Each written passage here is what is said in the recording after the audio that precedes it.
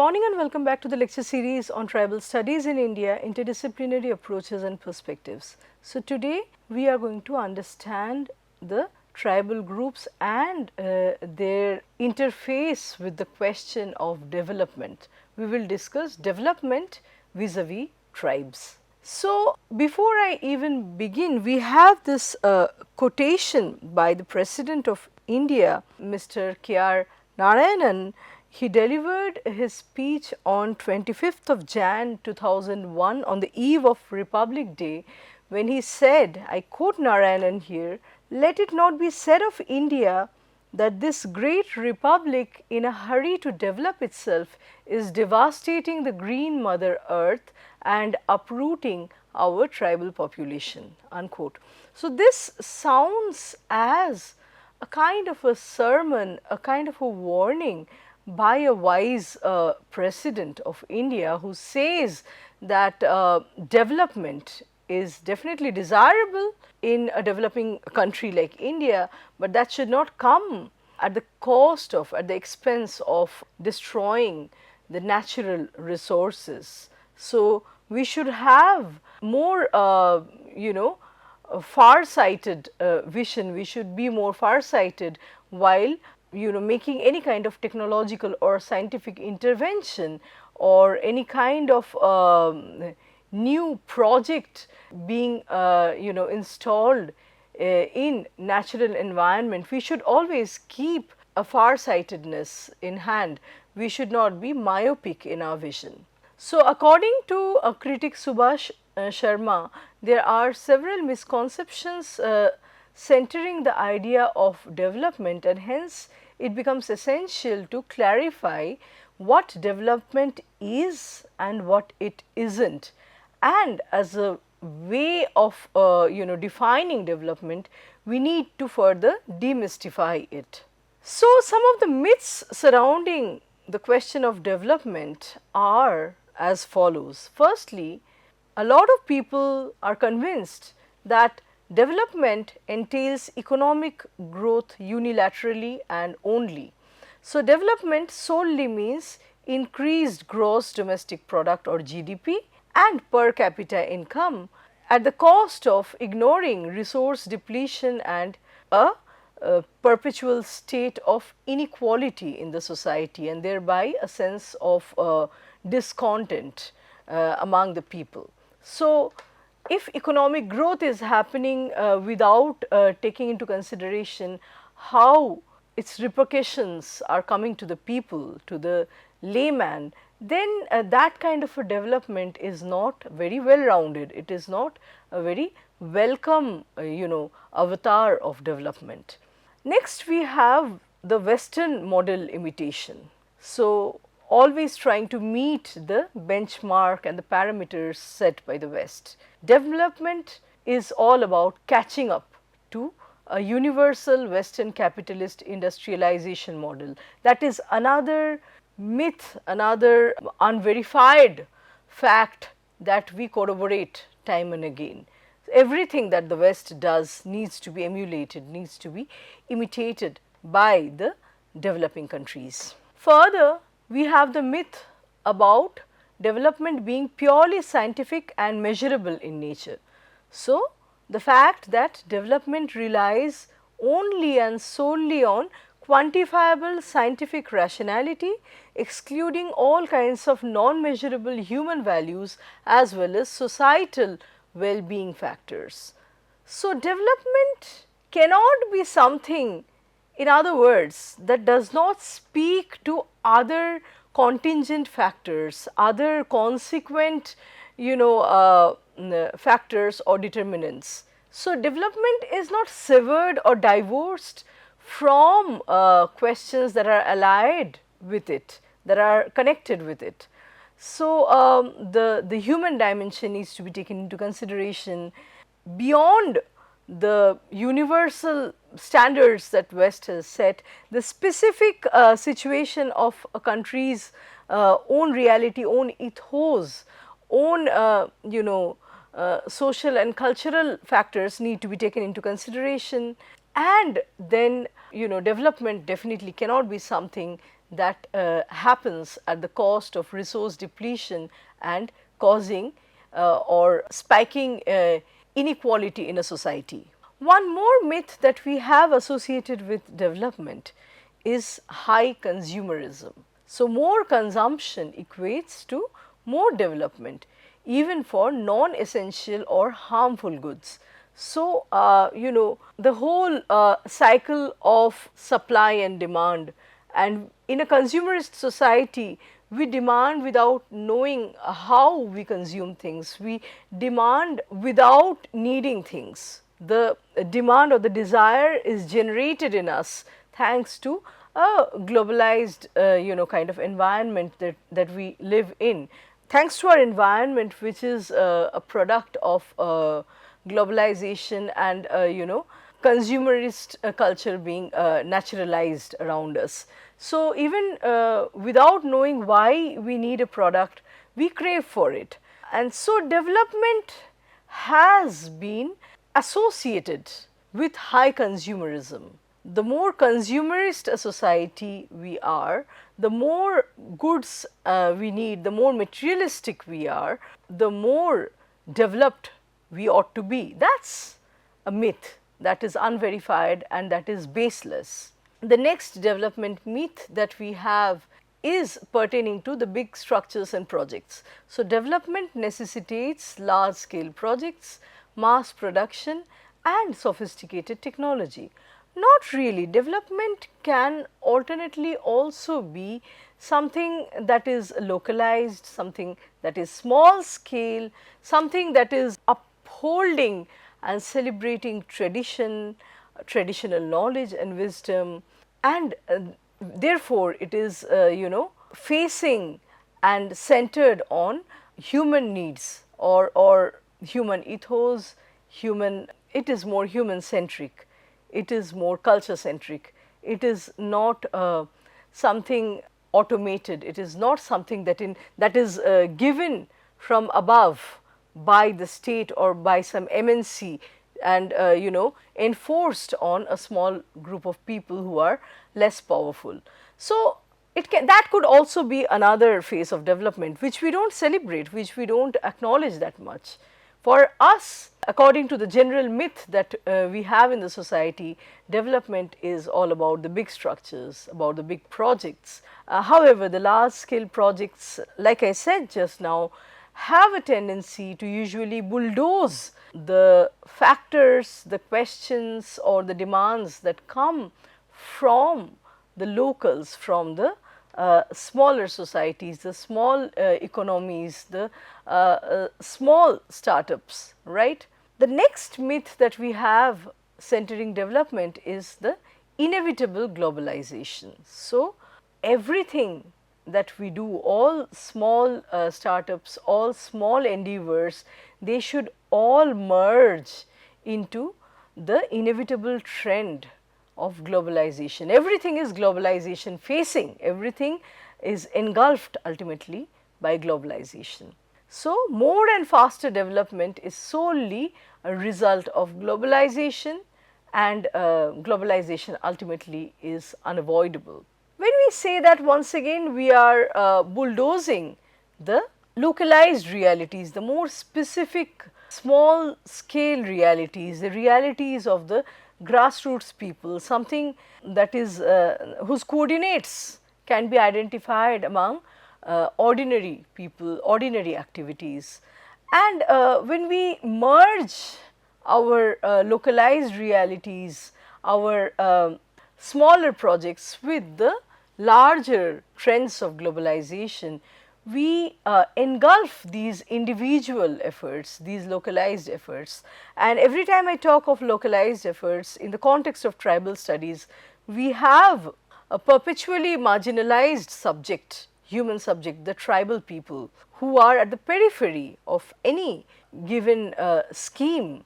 So, any endeavor that centers them, that keeps the tribal people in their mind, in its mind, or any project that is drawing basically on tribalization, would not really like to merge itself with the globalizing trends or the larger globalization process. It may draw on some of the trends, but it may not want to be engulfed or be entirely absorbed by globalization. It may want to survive as a separate entity in its own rights. Now, the next myth that we have is pertaining to the upper echelon change. So, development primarily means changing the lives of the already privileged segments of society. That is precisely what has been happening, and that is how the large scale projects tend to change a society. When we bring about changes, it tends to make the rich richer and the poor poorer.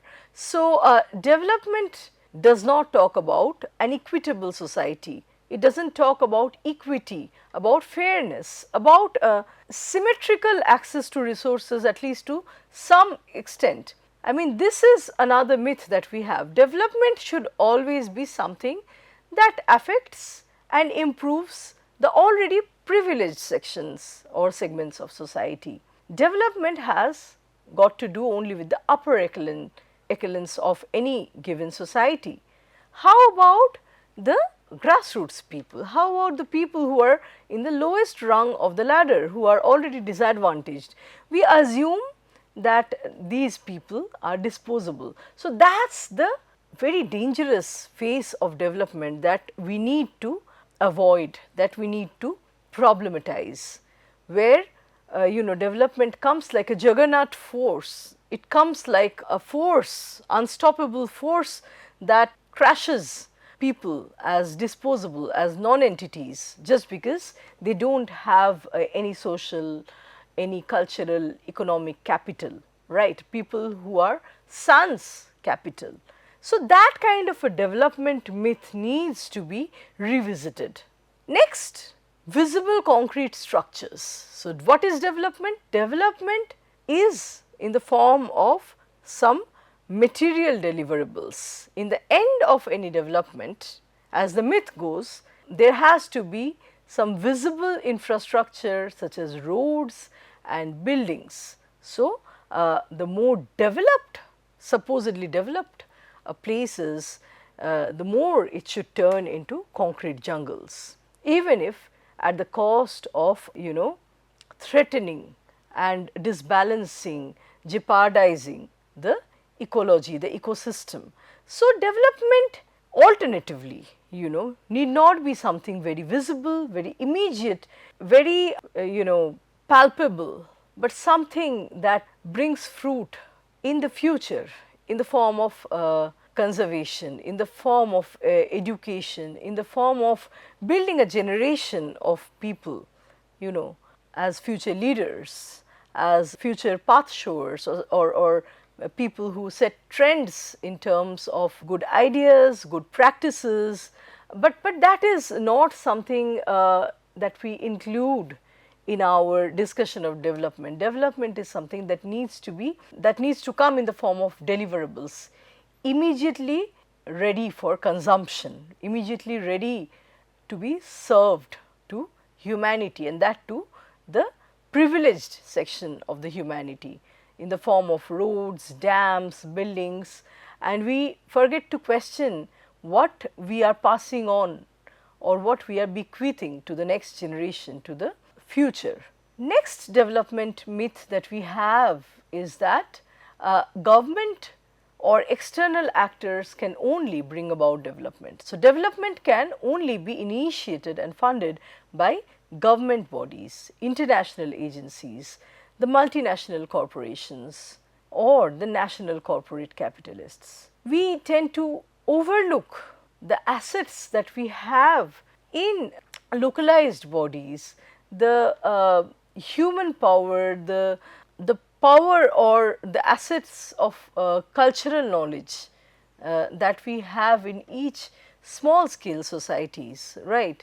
How they can bring about changes, which are customized according to their own needs. So, when changes are brought about in a society from outside as something external to the society, those changes tend to bulldoze the realities of that society. When the government or some external agent, some MNC tries to do a project in a tribal land, they do not ask whether the tribals need development through modernization, urbanization, or rather they would like the land to propagate, to celebrate its tribal culture. They need tribalization rather.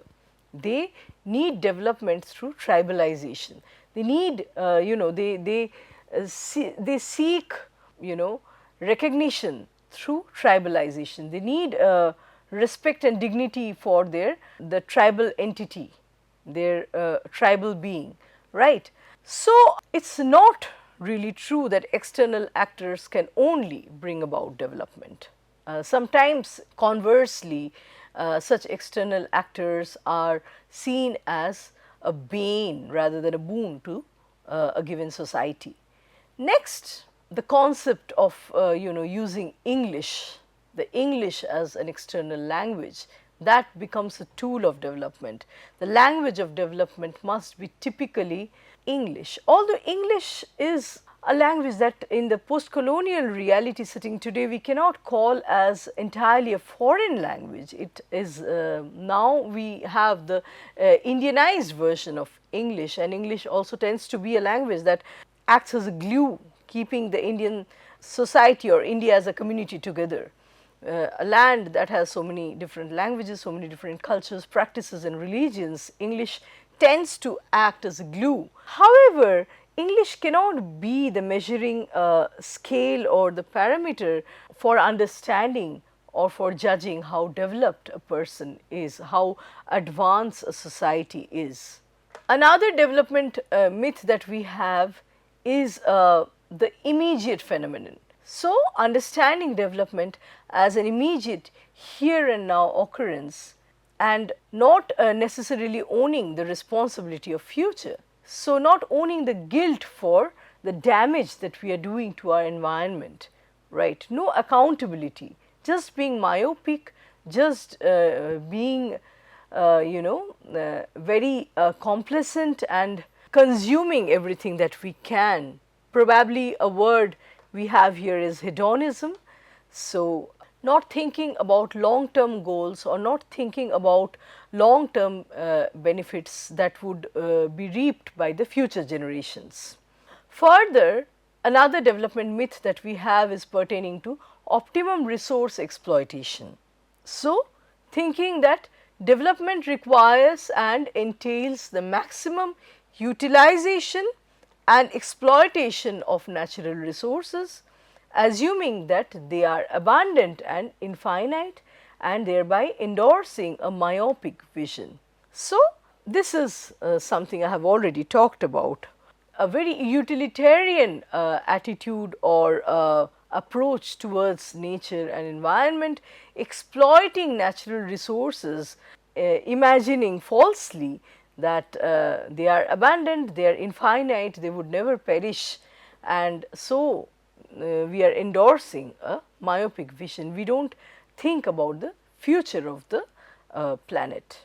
The concept of development is thus laden with so many myths originating primarily from the Western and specifically Eurocentric perspectives, capitalist corporations, development and lobbies, and a deep rooted consumerist culture. Such myths heavily rely on market forces, assuming the rational choices are driven by a supply and demand chain which tends to determine the economic outcomes entirely. On the converse, such myths centering development disregard crucial non-economic factors such as social and moral values, gender and environmental factors, a general quality of life that development can give us, socio-cultural contexts, local attitudes, as well as the indigenous knowledge systems and how such knowledge systems interact with or interface with technology, medicine, education, and the question of oral traditions, despite their significant historical and civilizational contributions, we don't think of development in terms of preservation of our indigenous knowledge, our indigenous practices, their contribution to medicine, their contribution to education,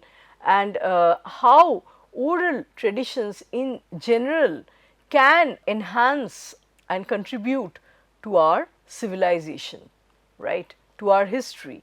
So, that is also development, development in terms of enhancing scholarship, broadening human knowledge, but that does not have an immediate effect. Preservation of oral culture, preservation of Indian knowledge systems does not have an immediate effect. It cannot be consumed in materialistic terms. So, we do not value them usually. So, we have this documentary film titled Development Flows from the Barrel of the Gun. Development Flows from the Barrel of the Gun, Vikas Banduk ke Naal se. It is a film that was made in 2003, and it was made by the national award winning documentary filmmakers Biju Topo and Meghnad. So, this film is crucial in understanding the development and its consequences on the tribals.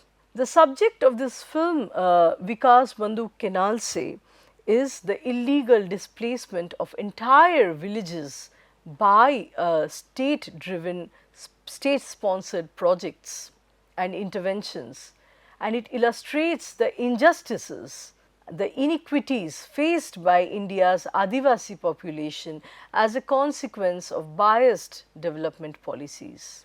This film covers cases from Utkal Alumina in Kashipur, Odisha, the Koel Karo Dam located in Jharkhand, a World Bank financed forestry project in Devas, Madhya Pradesh, a steel plant in Nagarnar, Chhattisgarh, and the port in Umbergaon, Gujarat. So, here we have an excerpt from the movie Development Flows from the Barrel of the Gun. We see the people have gathered in protest against displacement of the Adivasi population in the name of development. Real social development, according to Sharma, fundamentally should involve the following: 1. Integrating and adapting indigenous knowledge and knowledge systems and practices. 2. Utilizing the local resources and fostering local initiatives. So, recognizing the local people's wisdom. What we tend to do is occupy their land and turn them into mindless laborers, working hands in their own land.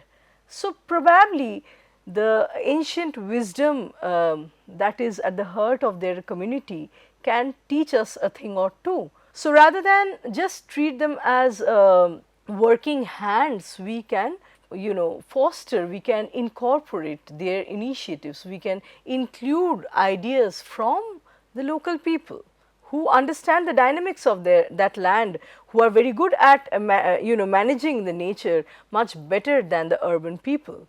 The third point that Sharma proposes here is pertaining to collective empowerment and participation. So, working with the tribal people and not for the tribal people. When we have the latter in our mind, when the latter becomes a frame of reference, there is complacence involved, there is a consciousness that we as non-tribals, as mainstream people, are superior to the tribals, and we have something to offer and not to learn from them. So, the basic starting point is from a hierarchical relationship where the mainstream people are naturally assumed as higher and more facilitated than the tribal people. And like I was saying, we do not assume, we do not even imagine that we have a thing or two that we can learn, we better learn from the indigenous people. So, working with the indigenous people on the other hand keeps us open minded, keeps us grateful for what we are learning from them. It is an approach that is more inclusive in nature, participation oriented, which tends to give visibility to all, recognition to all, and which is willing to, you know, become something that results in additive knowledge. Such participatory approach, such inclusive approach enables additive cumulative knowledge, simultaneous knowledge. So, I come to a tribal society with some frame of mind, with some paradigm, with some training that I have from beforehand, but because I am open and I have the humility and the curiosity to learn, my knowledge becomes cumulative. I am adding something more to my existing repertoire of knowledge, and it enriches my consciousness thereby. So, collective empowerment, collective participation, knowledge enhances through exchange, through including everyone, and it is a mutual process. It also becomes additive and cumulative on the part of the tribal people. Next, Sharma talks about development in terms of applying a think globally, act locally approach, right. So, although we have the global frame of mind or the global perspective in our mind, we should act at the local level, the specific localized realities, the mini stories that each society has to tell us, their specific experiences, their specific crisis, their specific struggles and stories cannot be overlooked when we are trying to pitch a development in their society. Next is achieving comprehensive agricultural sustainability in agrarian contexts, right. When we talk of agricultural sustainability in agrarian contexts, once again it is very fruitful to consult the tribal societies and ask how they would like to develop their agricultural profile or their the prospects of their lands in terms of agriculture, which would not really betray or which would not be very contradictory to their traditional style of living, right. Next, what is proposed by Sharma is prioritizing inclusion over more customary, exclusionary and hierarchical forces. This is something we have already talked about. Next, cultivating collective self-reliance through cooperation and reduced dependency, right. So, human dignity needs to be propped up, human dignity has to be there if development has to be brought about in the true sense of the term. So, it need not be imposed, or it need not be thrusted on the tribal people that they are dependent, they are somewhat less. That is only possible through engendering a sense of self-reliance. If they are getting something from the mainstream society, they also have something to contribute, they also are prominent stakeholders in the scheme. And next factor that we have, next point that we have, so the next point that we have by Sharma is shifting away from the purely consumerist culture and wasteful lifestyles. So, very common examples would be, mindless, groups of youth going to tribal areas, because these areas are still very pristine, they are still in their natural shape. We have a lot of greenery in the tribal lands. There are youths that visit these places in the capacity of tourists. They just go for one night parties or some picnics. They treat these lands as picnic spots and they litter those lands, don't clean them, they play loud music. So, they are basically affecting the nature, they are destroying the surroundings, and they are completely unapologetic about that. So, that lifestyle really clashes with the way tribal people want to keep their environment, right.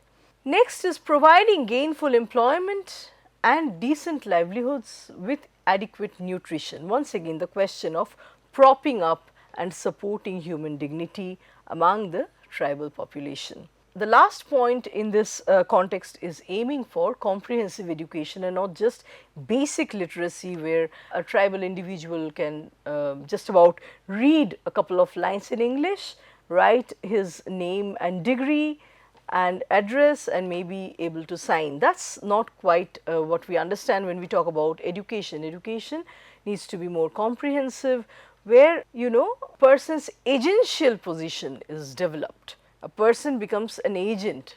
He has or she has her own choices. She or he knows the options, and she or he is in charge as a social member, as a member of a community.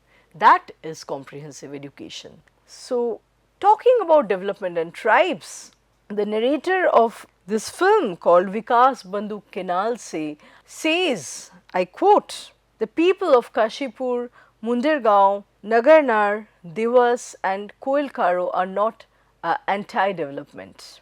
They have their own dreams and plans for development, which are neither at the cost of the people nor at the cost of nature.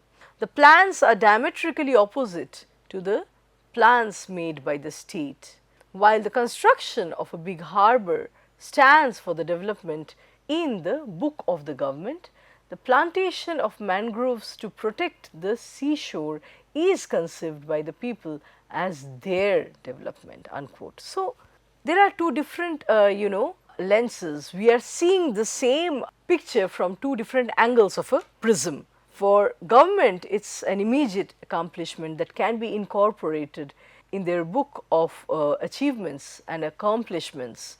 So, what has a regime accomplished during the rule of a certain minister? Maybe a dam, maybe a bridge, but the tribals think about subsequent generations, they think about the planet. So, they are thinking of planting mangroves to protect the seashore. So, there is no erosion, so there is no landslide. They are thinking about earthquake, they are thinking about natural disasters and calamities, right. Here is another excerpt from the movie Development Flows from the Barrel of the Gun. We see how the local people who are impoverished do a lot of physical labor. They give their man force to keep up their sustenance, to basically survive from day to day. And when that meager means of living is also taken away from them, when they are displaced from their natural habitat, that is when they protest, that is when they raise their voices.